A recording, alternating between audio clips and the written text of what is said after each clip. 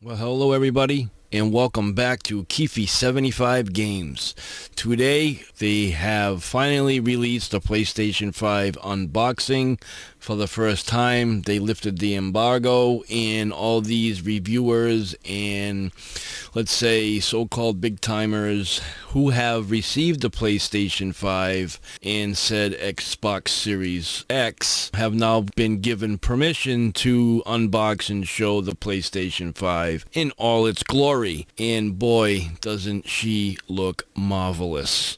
She's a big console, but she's gorgeous. I mean, think of a computer tower. There's a lot of compute performance and hardware and power in a computer tower. So keep that in mind. Console is resembling more of a computer tower than a gaming console. And keep that in mind in general, then you will be fine and have no problem with the size of this console, because it is a beast. So let's just jump right into the blog, and then we'll get into the actual video of the unboxing. Okay, so this is the blog, and the blog is brought to us by Screen Rant, and it says the PS5 unboxing video shows everything you'll get when pre-orders arrive. So this is the consumer version. This is what we will get when we receive our PlayStation 5s.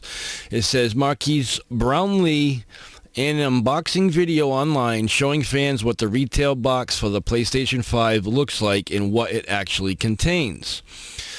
Then it shows the picture of the PS5 and the DualSense controller.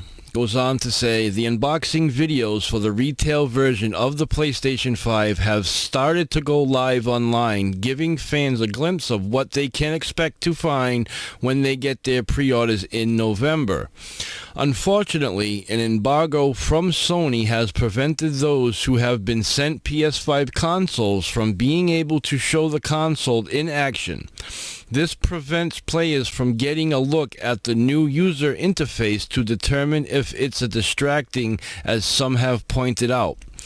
The unboxing videos come a day after Sony was dealt a significant blow in terms of its launch lineup for the PS5. The company announced that Destruction All-Stars will no longer release on November 12th. Instead, it will now be available from February. However, Sony has confirmed that it will now be free to download for anyone with an active PlayStation Plus subscription. That's cool. But the delay means that there are hardly any first-party exclusives coming to the console in November. Then it goes on to say every PS4 game with free confirmed PlayStation 5 upgrade paths. One of the first unboxing videos that have emerged online for the PS5 gives fans a good look at everything included in the retail box. YouTube star and tech reviewer Marcus Brownlee has posted footage of a retail PS5, making it the first time that Western journalists have been able to experience the generation next-gen console in person. The packaging contains the console itself along with DualSense wireless controller, an HDMI cable, power cord, and a stand to mount the system on its side. The new controller also comes with a USB-C port rather than a micro USB for the DualShock 4. One tiny detail that Brownlee noticed was that the inward-facing case appears to be made up of thousands of tiny shapes that resemble the face buttons on every PlayStation controller. That's pretty cool. Despite the recent negative publicity for Sony and the PS5, Phil Spencer still thinks that it will sell out this holiday season. The Xbox boss said that he doesn't believe console exclusives will be much of an influence in the short term, as he expects the PS5 and Xbox Series X to sell all available units in 2020. Spencer also hinted that this was a result of the COVID-19 pandemic making games more popular and limiting the production of new hardware. This is the first time that Western journalists and outlets have been able to get their hands on a retail edition of the PS5. Previously, the console has only been made available to those in Japan. Seeing it in this video shows not only how big the system actually is, but how it completely dwarfs other consoles, including the Xbox Series X. It's also nice to get confirmation that the DualSense controllers use USB-C ports for charging and see the intricate paint job on the console and accessories. So guys, with that being said, I mean, that goes back to what I was saying in the beginning of this whole video. Keep in mind, it's a bigger console, yes, but it's resembling more of a PC, the PC tower with all that power packed into it. More room for better placement of all these things. I think it's going to be fine. The PS5 is going to be awesome. They're going to sell like crazy. And if you guys have got one coming, let me know down in the comments below. Let me know if you pre-ordered one. Let me know if you pre-ordered one and it got canceled. Let me know what's going on. Comment down in the comments below. I'm curious to know what's going on. Let me know. Let's just get on with the video. We will now take a look at the actual unboxing of the PS5.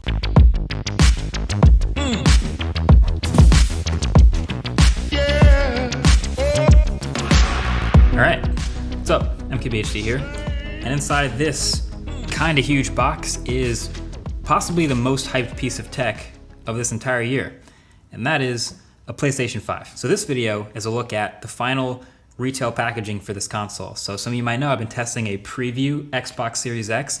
This is final. This is what people who pay for it are gonna get. Now we get to take a closer look. So right off the bat on the front here, you see the console, you see the controller. Looks like this is the version with the optical drive, so good to know. And it does say 8K or 4K 120 or HDR, but there's more on the back. Very excited. I'm very excited to see this. And we're basically getting now the whole console sideways, which I think I'm gonna end up having mine sideways. We'll see. Me too, it says 825 gigs up here. Good to know. Which ain't that much, So, to be honest with you. And the M.2 SSD cards aren't cheap. So at the top here, there's a little cardboard box. But any of the older external hard drives will work as well. Keep that in mind. You just won't get the loading speeds as if it was actual internal in the PS5. But they'll still work. Let's see it. This is the styrofoam. This is a big console. Does look beefy. Look at that thing. But it's so beautiful. Ooh. That is pretty nice actually, but it is huge. Dang.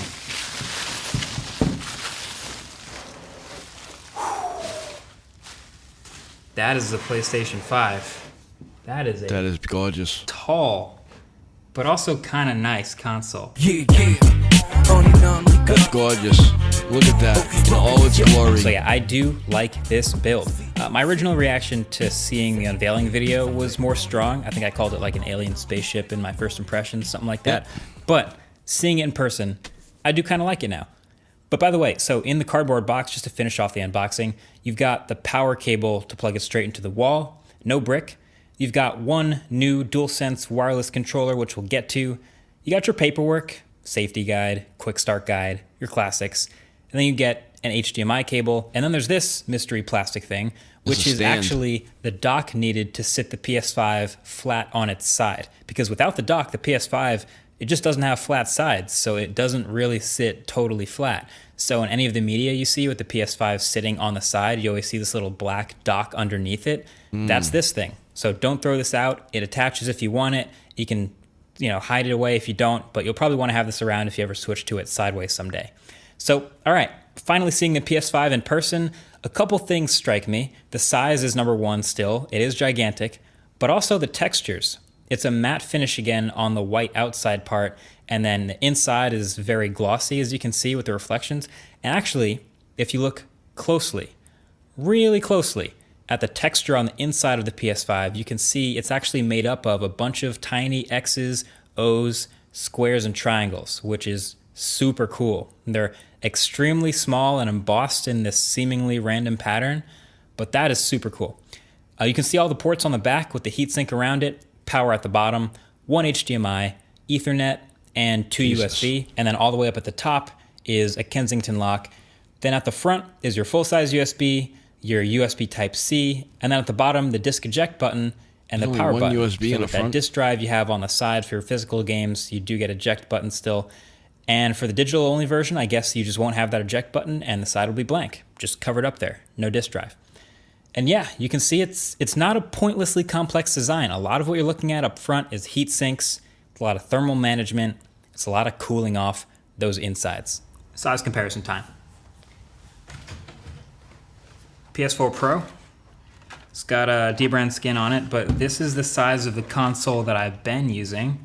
It's definitely slimmer, and just this monolith, oh, it's heavier too. The PS5 is heavy, and it's definitely gonna be taller, wider. It's bigger in every dimension, and it's heavier. And I guess it really depends on what underneath your TV looks like about whether this height difference will matter to you or not, but that height difference is real. If you're putting it underneath something that didn't have enough clearance before, airflow will be even more restricted because of the size of this thing. Big. Xbox Series X. This one's an even more impressive difference here.